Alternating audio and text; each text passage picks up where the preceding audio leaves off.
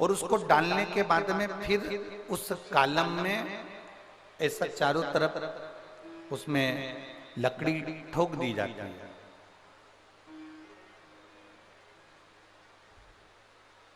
फिर उसमें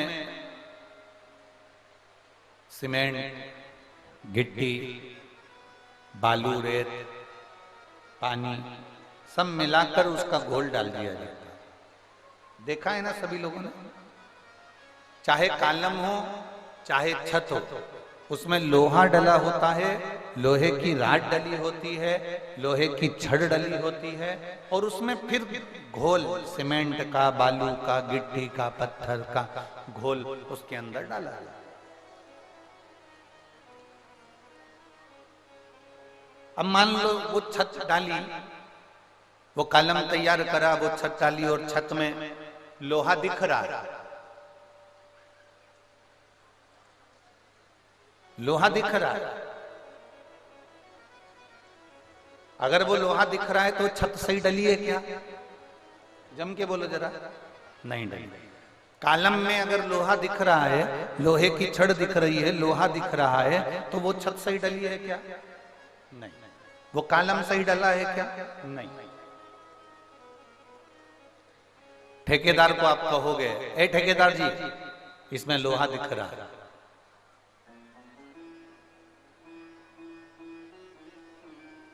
ठेकेदार जी इसमें लोहा दिख रहा है। ठेकेदार जी बोले तुमसे कि इसको दिखने दो, इससे होगा क्या?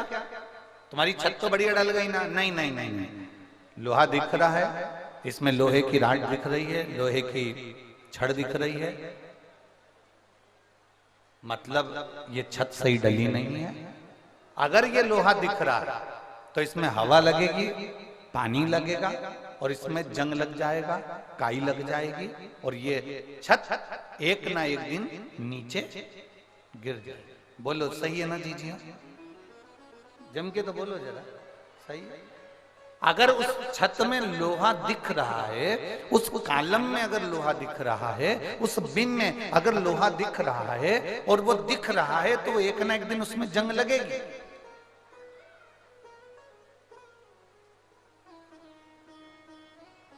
उसको ढाक कर रखा जाए, उसको सीमेंट से, पत्थर से, रेत से, बालू से उसको अच्छे से पैक कर दिया जाए। वो नहीं दिखना चाहिए। दिखेगा तो हवा लगेगी, हवा लगेगी तो जंग लगेगा, जंग लगेगा मतलब काई लगेगी, काई लगेगी मतलब छत नीचे गिरेगी। ये पक्का है। मतलब कॉलम बेकार डल गया, बीम बेकार डल गया, वो नीचे गिरेगा। उसी तरह जैसे लोहे की छत को ढका हुआ होना चाहिए, कहीं वो थोड़ी सी भी अगर वो लोहे की छड़ दिखेगी तो उसमें काई लग जाएगी, जंग लग जाएगी, और जंग लग जाएगी तो वो सड़ जाएगी, बेकार हो जाएगा। उसी तरह शिव महापुराण की कथा कहती है, मनुष्य का जो आत्मा है, मनुष्य का जो हृदय है, मनुष्य की जो मन है, मनुष्य का जो हृदय है, चित्त है, वृत्ति है, ये विश्वास से, शंकर भगवान की अविरल श्रद्धा से, भगवान शंकर के विश्वास से, भगवान शंकर के भरोसे से, भगवान शंकर की दृढ़ता से,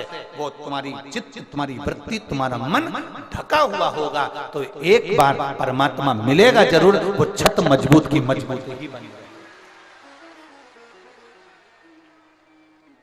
वो छत मजबूत की मजबूत बनी रहेगी। हम अगर हमारे विश्वास को हम डोला रहे हैं, हमारा विश्वास पक्का नहीं, हमारा भरोसा पक्का नहीं, हमारी दृढ़ता पक्की नहीं, हम परमात्मा की अविरल भक्ति को पक्का नहीं कर पा रहे हैं, विश्वास में हम दृढ़ नहीं हो पा रहे हैं। एक माता जी ने लिखा है, देखो,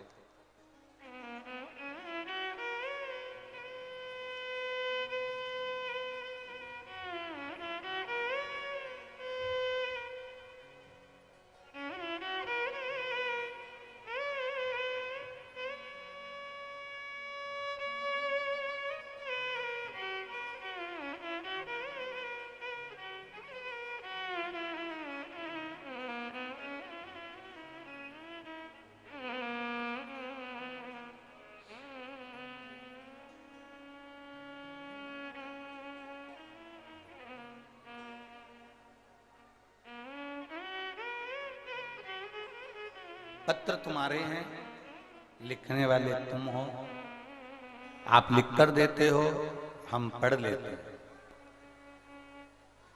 क्योंकि कुशीनगर में हम अपने जीवन काल में पहली बार इस भूमि पर, पवित्र भूमि पर हमारा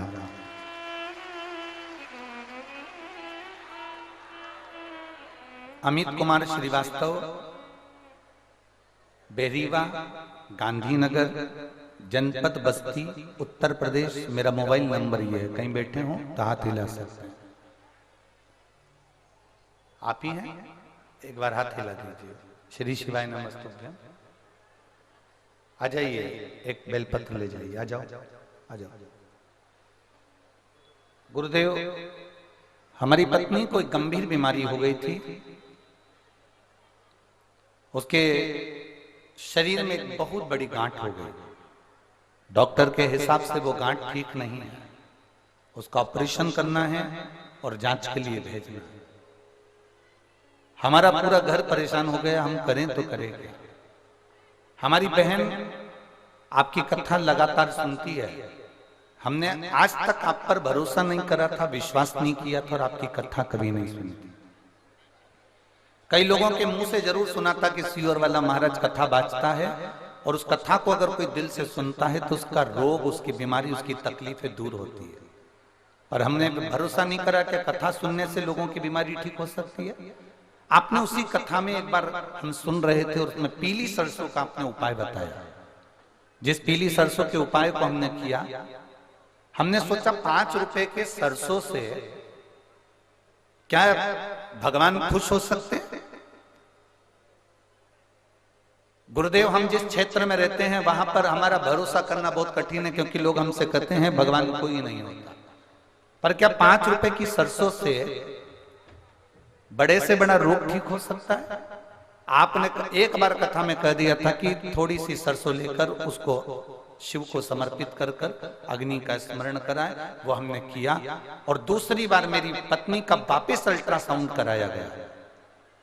जब वापिस हम अल्ट्रासाउंड कराने के लिए गए तो डॉक्टर ने कह दिया तुम्हारी पत्नी के जो गठान थी वो पूरी गल चुकी है और अब तुम्हारी पत्नी ठीक हो चुकी है।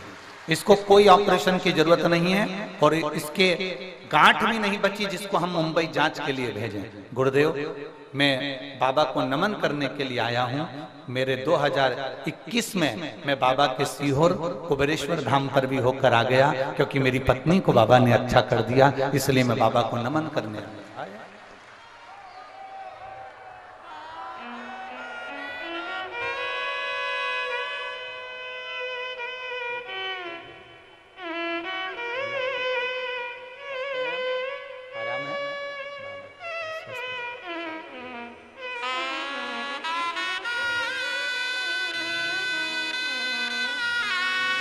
एक विश्वास को दृढ़ करें, एक भरोसे को दृढ़ करें। छत में डली हुई लोहे की राड, छत में डली हुई लोहे की छड़, बिम में डली हुई लोहे की छड़ अगर दिखेगी तो उसमें जंग लगेगी। आप अगर शंकर जी के मंदिर में जा रहे हो और आपका विश्वास पक्का है, मतलब आप विश्वास से ढके हुए हो, आपको भरोसा है कि मैं कथा सुनने के लिए बैठी हूं, मेरा बाबा मुझे सुनेगा, मेरा बाबा मुझे देगा, विश्वास है तो मेरा बाबा 3 महीना तो बहुत दूर है, 7 दिन के अंदर ही मेरा बाबा तुम्हारी झोली भर देगा, अगर विश्वास है। और जितने आस्था चैनल पर कथा सुन रहे हैं, जितने फेसबुक यूट्यूब पर कथा सुन रहे हो, जितने अपने अपने मोबाइल पर कथा सुन रहे हो, जितने देश में और विदेश में बैठकर कथा सुन रहे हो, आज बसंत पंचमी के दिन इस कथा को प्रारंभ किया गया है कुशीनगर से। आप दिल से कथा को सुनना और दिल से बाबा से प्रार्थना करना। 1 बजे से 4 बजे तक आपका जो समय है, बाबा से प्रार्थना करना कि बाबा मैं 1 बजे से बसंत पंचमी की कथा को श्रवण कर रही हूं, इसलिए मुझे भी जिंदगी में 1 नंबर पर ही बनाकर रखना, मेरी जिंदगी को अग्रण्य बनाकर। एक पत्र और आया है, एक पत्र बड़ा सुंदर है, अर्चना मिश्रा, नयनानजी मिश्रा। हमें थोड़ा सा शहर के नाम और गांव के नाम आप लिख के भेजते हो, पर हम समझ नहीं पाते, तो कुछ गड़बड़ हो तो आप समझ लेना। मैं अर्चना मिश्रा, नयनानजी मिश्रा, बरवामल या बखामल ऐसा कुछ होगा, बरियापुर सिसवा महाराजगंज उत्तर प्रदेश से हैं। मेरा मोबाइल नंबर ये है, कहीं बैठी हो तो हाथ हिला सकती हैं। आप ही हैं? श्री शिवाय नमस्तुभ्यं। आ जाओ, एक बेलपत्र ले जाओ, आ जाइए। मैं अर्चना मिश्रा पत्नी नमनानंद जी मिश्रा, बरवा किला सिसवा महाराजगंज गोरखपुर उत्तर प्रदेश से हूं। 2023 में पता चला कि मुझे 3rd स्टेज का कैंसर हो गया है। गुरुदेव, 3rd स्टेज का कैंसर सुनते से मेरे पांव के नीचे की जमीन खसक गई, क्योंकि हमारे परिवार में इतना बड़ा दुख आ गया, समझ में नहीं आया। और कैंसर भी ऐसी जगह पर हुआ कि मैं वर्णन नहीं कर सकता। गुरुदेव, डॉक्टर को दिखाया तो उन्होंने कह दिया कि आप 3rd स्टेज का कैंसर है और 4th स्टेज की ओर ये अग्रण्य है। मुश्किल है कि आप बच सको, आपका ये कैंसर समाप्त हो सके। हमने बड़े बड़े डॉक्टरों से इलाज करवाया, गाजियाबाद गए, सभी जगह जाकर हमने मार्गदर्शन किया, इलाज करवाया, पर आराम नहीं लगा। तब गुरुदेव बाबा के भरोसे दवाइयां तो लेकर आ गए, पर हमने ऑपरेशन नहीं कराकर शिव जी के भरोसे कुंदकेश्वर महादेव का नाम लेकर दवाई खाना प्रारंभ करी। आप कहते हो डॉक्टर को भी दिखाऊं, डॉक्टर को भी दिखाया। आप कहते हो दवाई भी खाओ, हम दवाई भी खाते हैं। आप कहते हो दवाई को कुंदकेश्वर महादेव का नाम लेकर खाओ, हमने खाना प्रारंभ करा। दवाई आराम नहीं कर पा रही थी, तब हमने शिव जी पे चढ़ा हुआ जल और शंकर जी पे चढ़ी हुई बेलपत्र खाना प्रारंभ करा। जब खाना प्रारंभ करा तब मेरी तबीयत और ज्यादा बिगड़ती चली गई। आईसीयू में भर्ती किया गया। भर्ती करने के बाद मुझे वापस आईसीयू में भी शिव जी का चढ़ा हुआ जल दिया गया। बाबा बाबा है गुरुदेव। मुझे नहीं मालूम था कि बाबा ने मुझे हॉस्पिटल क्यों भेजा।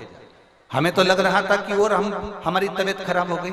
पर आईसीयू से जब हम वापिस ठीक होकर अपने घर पर आए और दूसरी बार जांच कराने के लिए गए, तो बाबा की कृपा से पूरा कैंसर बाबा ने समाप्त कर दिया था और बाबा की कृपा से हम ठीक हो गए।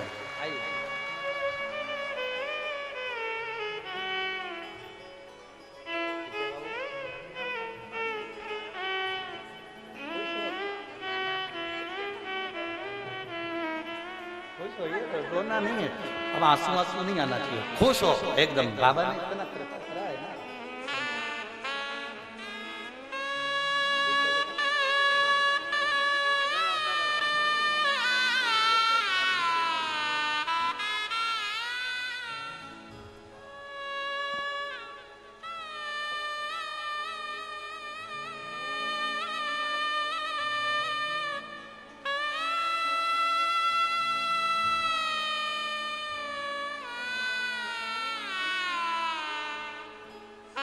हम महाराजगंज से हैं गुरुजी।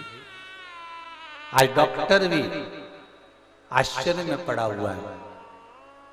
हम जब श्री शिवाय नमस्तुभ्यम कहते हैं तो डॉक्टर ने भी कह दिया तुम्हारे श्री शिवाय नमस्तुभ्यम ने तुम्हें कैंसर से मुक्त कर दिया।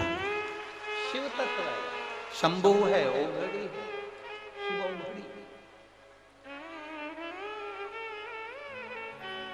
और खाली ना जाता कोई दर से तुम्हारे, खाली ना जाता कोई दर से तुम्हारे। मैं भी खड़ी हूँ नंदी बाहें पसारे, अपने हृदय से लगा लो जा रहा हूँ, उठा लो भोले अपने दर से अब तो न टालो। गिरी जा रही हूँ, उठा एक विश्वास की परत अपनी चित्त में, अपनी बुद्धि में, अपने मन में बिठा ले। विश्वास, एक भरोसा, एक दृढ़ता।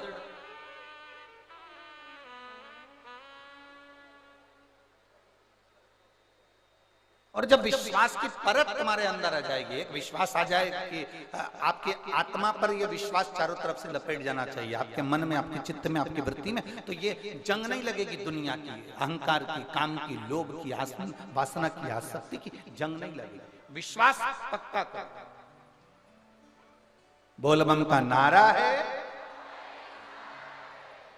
एक भरोसा दृढ़ कर लो, एक विश्वास दृढ़ कर लो। मेरा बाबा है, वो मुझे डूबने नहीं देगा। मेरा बाबा है, वो मुझे अटकने नहीं देगा। इस बहन ने, इस भाई ने, श्रीवास्तव जी ने अपने पत्र में लिखा, हम आप पर भरोसा नहीं करते थे। इस पत्र के अंदर उन्होंने लिखा, हम आप पर विश्वास नहीं करते थे। अमित कुमार श्रीवास्तव जी लिख रहे, क्या 5 रुपए की बेलपत्र या 5 रुपए की राई या सरसों क्या हमारे जीवन को सुख दे सकते? मेरी जीजियों, दुनिया के लोगों की दृष्टि में यह केवल बेलपत्र है, केवल बेलपत्र। पर जिसने दिल से अगर शिव पुराण सुनी होगी तो उसको मालूम होगा कि देवराज के प्राण बेलपत्र के पेड़ के नीचे छूट गए थे, तो वो चोर देवराज भी भगवान शंकर के कैलाश धाम चले गया था। केवल बेलपत्र के वृक्ष के नीचे प्राण छूट गए तो वो कैलाश धाम चले गए।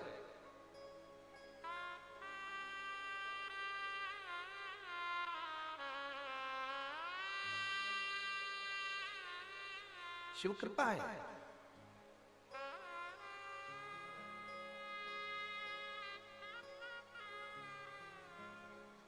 पूनम दीदी, हम एक बार व्यासपीठ से पहले कहे हैं कि हमारे पास में कई लोग आते हैं, बड़े बड़े मंच से कह देते हैं कि गुरुजी ये जजमान है, इनको रुपट्टा उड़ा दो, इनको ये उड़ा दो, उनको वो उड़ा दो। हम एक बेलपत्र उठाकर उनको दे देते हैं, इससे बढ़कर कुछ नहीं। क्योंकि शिव महापुराण की जो बेलपत्र है वो हजारों बीमारी का, हजारों रोगों का एक इलाज है, वो एक बेलपत्र। हजारों बीमारी।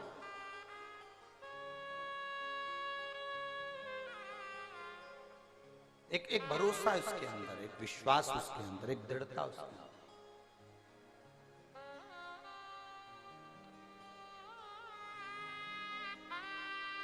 शिव कथा कह रहे हैं। देवराज को भी नहीं मालूम था कि ये शंकर जी के मंदिर में मैं चोरी का धन लेकर पहुंच गया। चोरी का धन मैंने रख लिया, रख कर मैं कब बैठ तो गया, क्योंकि मेरे शरीर में ताप था, बुखार था। शरीर में जब ताप बढ़ता है तो भोजन नहीं भाता, शरीर में जब ताप बढ़ता है तो भोजन अच्छा नहीं लगता, और घर में जब ताप बढ़ता है तो भजन अच्छा नहीं लगता। तुम्हारे यहाँ पर रोज भगवान का भजन होता है, रोज भगवान का स्मरण होता है, रोज भगवान का कीर्तन होता है, रोज भगवान की भक्ति होती है। हमारे यहाँ पर रामायण की 4 चौपाइयाँ रोज बोली जाती है, 5 चौपाई रोज बोली जाती है। हमारे यहाँ गीता जी का पाठ किया जाता है, हमारे यहाँ ये किया जाता है। साल 2 साल 4 साल 8 साल 10 साल 15 साल बाद अगर तुम्हारे यहाँ वो पाठ बंद हो जाए, तुम्हारे यहाँ अगर वो चौपाइयाँ बंद हो जाए, तो समझ लेना कि मैंने जरूर हमारे घर में कोई पाप ऐसा बढ़ रहा है जिसके कारण बस भगवान का भजन, रामचरितमानस की 5 चौपाइयाँ, गीता जी का पाठ, भगवान की कथा हमारे यहाँ से समाप्त होती जा रही है। जब तुम्हारे यहाँ पुण्य प्रबल होता है, जब तुम्हें लगे कि आज हमारे यहाँ बहुत अच्छा कार्य हुआ, सत्यनारायण जी की कथा हुई, भजन हुआ, भंडारा हुआ, भोजन हुआ, ये हुआ वो हुआ, तो समझ लेना कि तुम्हारा पुण्य कुछ प्रबल हुआ। हम पूरे कुशीनगर वालों को कहेंगे, आज आप सभी के पूर्वजों का, कुशीनगर के एक एक जितने जीव हैं, इनके पूर्वजों का कोई पुण्य प्रबल हुआ होगा, इसलिए ये शिव पुराण की कथा कुशीनगर को पुण्य प्रबल हुआ तो ये कथा आप तक पहुंची है, पुण्य प्रबल हुआ तो ये कथा आपके नजदीक तक पहुंची, कुछ पुण्य होगा आपका। और मेरी जीजियों, इतना पानी गिरने पर, इतना कीचड़ होने पर भी आप इतनी संख्या में यहां पर पहुंचे हो ना, आप जरूर मेरे देव अधिदेव महादेव के पूर्व में रिश्तेदार रहे होगे, इसलिए यहां तक पहुंचे। कुछ पुण्यता है आप, कुछ पुण्यता।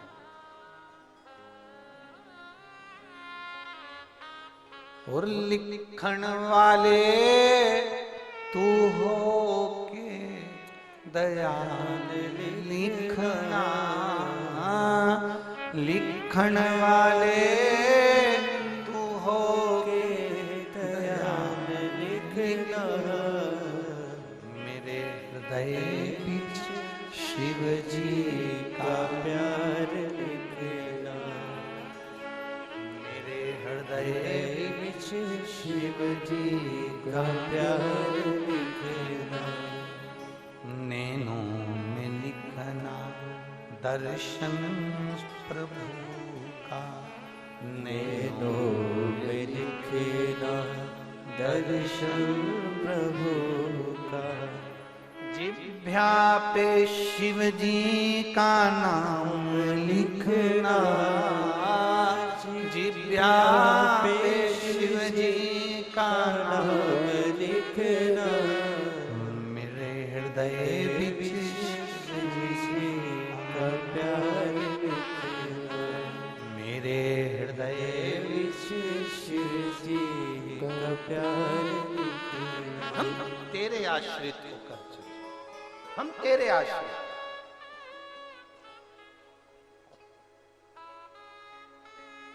एक बहन ने पत्र में लिखा है, मेरी 2 लड़कियां हैं, बहुत बड़ी हो गई। उन लड़कियों का हाथ पकड़कर मोहल्ले के लोगों ने कह दिया, राखी किसको बांधोगी, क्या दुनिया वाला?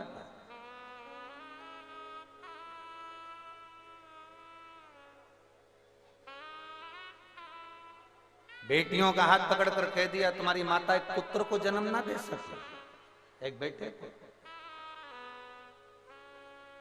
बेटी ने अपनी मम्मी को कहा, माँ कहती है कोई बात नहीं, दुनिया कहती रहती है, ताना देने वाले कम है क्या संसार में।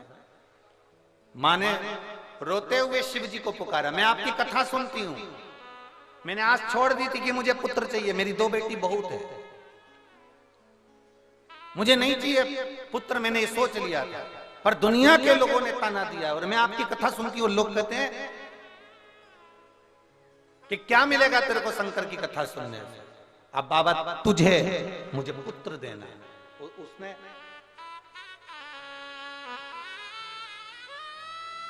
अपने बेटे को, उसने पुत्र की कामना करी और टीवी के सामने बैठकर कथा सुनी, केवल टीवी के सामने। उसका नाम है पुष्पा देवी, पति गौतम शर्मा, जिला गोपालगंज की रहने वाली है। मेरा नंबर ये, कहीं बैठी हो तो हाथ हिला सकती हैं। आप ही हैं? बेटा आया साथ में, लिया इसको, लिया लिया। केवल टीवी के सामने बैठकर कथा सुनी और बाबा से केवल इतना कहा, मेरी बेटी को ताने दिए गए, अब तू जा। और बाबा ने ऐसी कृपा करी कि पुत्र ही दिया, वो पुत्र रत्न की प्राप्ति कर, उसका फोटो भी लगाया है, फोटो भी। शिव तत्व की प्राप्ति। और उसने लिखा कि भगवान ने बेटा भी दिया और उसको एक शरीर पर ऐसा स्वस्तिक बनाकर भेज दिया कि लगा कि ये कोई दूसरा देने वाला नहीं, देने वाला तो मेरा देव अधिदेव महादेव, देने वाला कोई दूसरा नहीं, देव अधिदेव महादेव। ये शिव तत्व है, ये शंकर, ये ओघड़ी, ये शिव है। हमारा विश्वास, हमारी दृढ़ता, हमारा भरोसा जिस समय हम पक्का करते हैं, हमारा विश्वास जिस समय दृढ़ होता है, हमारा भरोसा जिस समय दृढ़ होता है, हम शंकर के प्रति आश्रित होकर अपनी जिंदगी जीने लगते हैं, हम शंकर के प्रति समर्पित होकर अपनी जिंदगी जीने लगते हैं, तो हमें कोई दूसरा नहीं संभालता। अगर हमारी जिंदगी में दुख आता है, हम दौड़कर शिव के मंदिर जाते हैं। हमारी जिंदगी में तकलीफ आती है, हम बैठकर श्री शिवाय नमस्तुभ्यम कह लेते हैं। हमारी जिंदगी में कोई कष्ट आया, हमने उसको पुकार लिया। हमारी जिंदगी में कोई दुख आया, हमने उसका भज लिया। हमारी जिंदगी में कोई दुख आया, हमने उसका स्मरण कर लिया और वो देव अधिदेव महादेव मेरे सामने आकर खड़ा हो जाता है और हमारे दुख का हरण कर जाता है। यह विश्वास के साथ, ये भरोसे के साथ।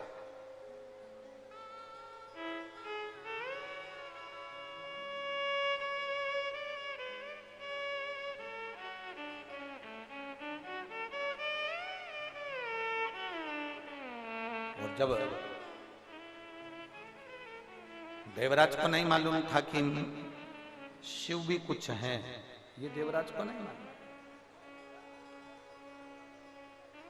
ये देवराज की चित्तवृत्ति में नहीं बैठा कि शंकर भी कुछ है। मैं जो चोरी का धन लेकर जा रहा हूं, देवराज की चित्तवृत्ति में नहीं बैठा कि मैं जो चोरी का धन लेकर जा रहा हूं, ये चोरी का धन, ये चोरी की सामग्री शिव के मंदिर में लेकर जा रहा हूं। उसके तो ठंड लग रही थी, उसको तो केवल कांप रहा था।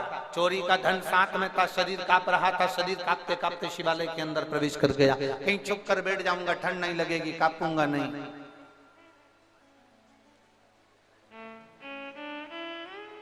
मुझे ठंड नहीं लगेगी, मुझे ठंड नहीं लगेगी, मैं मंदिर के अंदर जाकर बैठ जाता हूँ। शिवालय में चले गया। उसको नहीं मालूम था कि यहाँ पर शिव महापुराण की कथा चल रही है। और धीरे धीरे ब्राह्मण देवता शिव महापुराण की कथा कहते कहते बीच बीच में आवाज लगा रहे हैं, हर हर महादेव। जैसे ही बोलते हर हर महादेव, वैसे ही उसको गुस्सा आता, क्योंकि उसका सिर में भी कष्ट था, दर्द हो रहा था। अभी आपको कहा, शरीर में ताप होता है, बुखार आता है, शरीर तपता है, शरीर में ताप होता है, तो भोजन छूट जाता है, भोजन अच्छा नहीं लगता। और घर में पाप बढ़ता है तो भजन छूट जाता है, भजन छूट जाता है। अगर घर में पाप बढ़ रहा है, कोई कुछ ऐसा कर्म बढ़ गया, कहीं पाप कर्म बढ़ गया, हमारे भजन हमारा धीरे धीरे समाप्त हो गया। आप ये अंदाजा लगाना कि हमारे घर में अगर रोज चालीसा होती है, रोज रामायण की चौपाइयां होती हैं, और धीरे धीरे धीरे धीरे वो कम हो गई, बंद हो गई, तो समझ लेना कि जरूर कोई बात, जरूर कोई।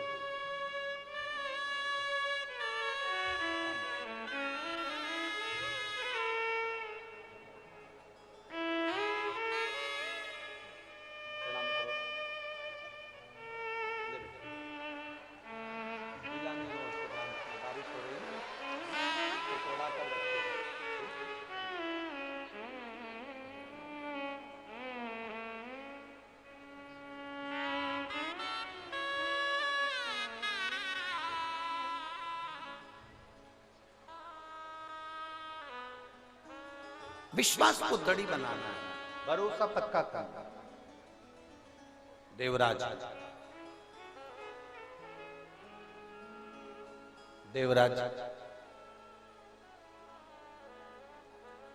भरोसा नहीं कर पाया, पर महादेव ने भरोसा करा था कि तू मेरी शरणागति में आया है, शरणागति में आया है। बीज भूमि में सीधा डालो चाहे उल्टा डालो, बीज भूमि में कैसे भी डालो, सीधा डालो चाहे उल्टा डालो, बीज भूमि में जो तुमने डाला है वो अंकुरित होगा कि नहीं होगा? बोलिए, जम के बोलिए, होगा ना? अब बीज सीधा है कि उल्टा ये आपको नहीं मालूम, आपने तो उस जमीन में डाल दिया, वो अंकुरित होगा, भले वो सीधा डले चाहे उल्टा डले, बीज बीज है। पृथ्वी का काम है उसको अंकुरित करना।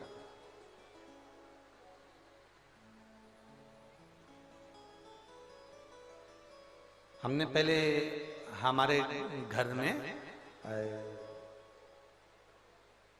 निमाड़ जानते हो, ऐसे पट्टे की खटिया थी, पलंग, ऐसा निमाड़ का बंडल आता है, ऐसा उस पे लपटा रहता है। तुम लोगों ने देखा है कि नहीं देखा? वो हमारे इधर क्या कहते हैं हमको नहीं मालूम, देखा है ना आप लोगों ने? ऐसा रोल आता बंडल उसका, फिर हम उसको पलंग पे उसको कसते थे। अब परिस्थिति ऐसी नहीं थी कि बहुत कुछ हो, तो वो हमारे यहाँ हमारे दादाजी का बस एक ही पलंग था, वो भी निमाड़ का पलंग था, निमाड़ का।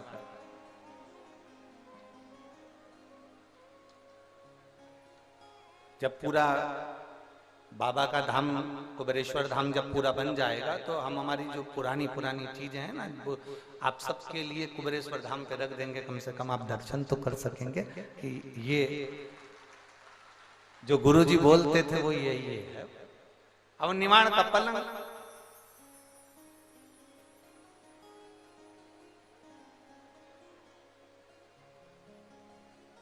और घर में ऐसा कुछ था नहीं और छोटी छोटी अवस्था थी तो वो सिमैया खाने का बड़ा शौक, और वो भी आम के रस। ठीक है, आप लोग खाएं कि नहीं खाएं? खाएं ना। सिमैया बोलते क्या बोलते हैं? सिमैया बोलते ना। अब उसकी एक मशीन आती है, उस मशीन को पलंग, जो पलंग की जो पार्टी होती है ना चारों तरफ, उस पार्टी के अंदर उसको कस देते हैं, और कसने के बाद एक व्यक्ति पलंग के ऊपर बैठ जाता और एक व्यक्ति नीचे। ऊपर वाले का काम जम के बोलो घुमाने का, और नीचे वाले का काम अब वो आटे की जो लोई होती थी वो उसके अंदर ऐसे दोनों अंगूठे से घुसाता। अब कभी कभी ऐसा होता कि वो अंगूठे से घुसे ही नहीं, फिर जाते रसोई घर में और बेलन उठा के लाते। हमको लगता है तुम लोगों ने भी जरूर बनाई है, पक्का। हम अकेले उसमें नहीं है, तुम भी हमारे साथ में हो। आज पक्का हो गया कि बहन भाई का पक्का संबंध है, मतलब आज पक्का हो गया कि मेरी जीजियों ने भी बनाई हो। अब वो अंदर जाते हो बेलन उठा के लाते, अब वो बेलन से उसमें, अब इतने में हमारी मम्मी हमको चिल्लाती, अरे वो दूसरे की मशीन है, टूट जाएगी, काय को बेलन से ठूस रहा है, उसको हाथ से।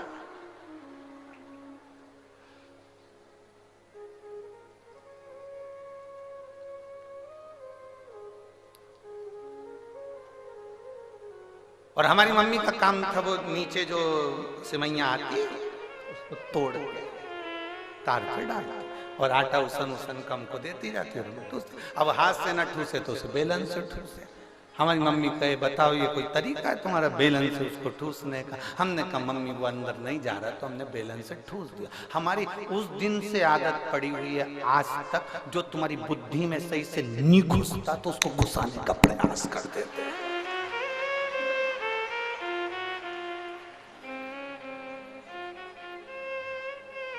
सिमैया खूब बनाई तो उस दिन से बुद्धि में आ गया, देव शंकर की कथा, देव देव देव। नी जाए तो फिर इसको बैलेंस, फिर नी जाए तो इसको पहुंचाना। तेरे मंदिर में आना मेरा काम है और मेरी बिगड़ी बनाना। जाओ शिव के मंदिर तक जाओ, चाहे कैसे भी जाओ। आटा अंदर जाना चाहिए, भले वो हाथ से जाए चाहे बेलन से जाए, पर अंदर जाए तो सिमैया बने ना। अंदर जाए नहीं तो सिमैया कैसे बनेगी? उसी तरह लोग कहते हैं हमारा दुख मिट जाए, दुख मिट जाए, दुख मिट जाए, तो दुख कहने से मिटेगा क्या? तुम मंदिर के अंदर जाओगे तो ही तो सिमैया बनेगी, मशीन में जाओगे तो ही तो सिमैया बनेगी, तुम अंदर जाओगे तो ही तो दुख कटेगा।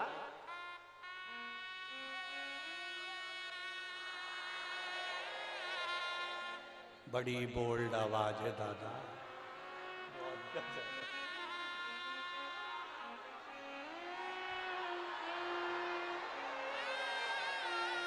बहुत दमदार हो रहे तुम लोग। गजा कुशीनगर वालों, घर जाके नजर उतरवा लेना हो, पक्का है। तुम्हारी आवाज को दमदारी तो बहुत है, लग रहा है आज सही जगह कथा करने आए हैं, ऐसा महसूस हो रहा है।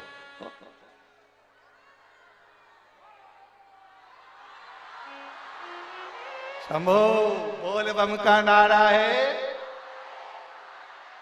अब मंदिर तक जाना हमारा फर्ज है, मंदिर के अंदर तक जाना, आटे को अंदर भेजना फर्ज है। फिर उसकी सिमैया ऊपर जो बैठा है, सिमैया कौन बना रहा है? अपने आप मशीन बना देगी क्या? नहीं, ऊपर जो बैठा है, पलंग के ऊपर जो बैठकर घुमा रहा है, सिमैया उससे बन रही। अपना फर्ज अंदर तक धकेल कर मंदिर तक तुम सबको भेज देना, उसके बाद उसकी जवाबदारी है जो मशीन चला रहा है वो तुम्हारा कल्याण कर देगा। ऊपर जो बैठा, जो पलंग पर बैठा है वही घुमा रहा है, नीचे बैठा हुआ व्यक्ति नहीं घुमा रहा, ऊपर बैठकर घुमा रहा आराम से। थोड़ी थोड़ी देर में वो पांव भी लंबा कर लेता है, उसकी मर्जी। और वो ऊपर बैठा हुआ व्यक्ति अपन से कहता उल्टा है, पानी लाओ पीने के लिए।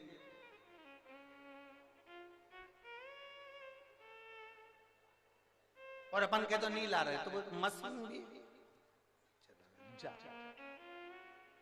अब दो काम कैसे कर लें? तो कभी कभी ऐसा होता है वो पानी पीने चले भी जाए तो दोनों काम करना पड़ता है, इधर से कभी ऊपर वाले का काम है मशीन को चलाना, नीचे वाले का काम है, संत का जो काम होता है, महात्मा का जो काम होता है, एक साधु का जो काम होता है, एक सन्यासी का जो काम होता है, एक कथाकार का जो काम होता है, एक ब्राह्मण जन का जो काम है, वो काम यही है तुम्हें कैसे भी मशीन के अंदर अर्थात परमात्मा के मंदिर तक, भगवान भोलेनाथ के मंदिर में एक बार तुम्हें भेज दिया जाए, उसके बाद वो तुम्हें घुमाकर तुमको कल्याण कर ही देगा, वो तुम्हारा उद्धार कर ही देगा। तेरे मंदिर में आना मेरा काम है और मेरी बिगड़ी बनाना।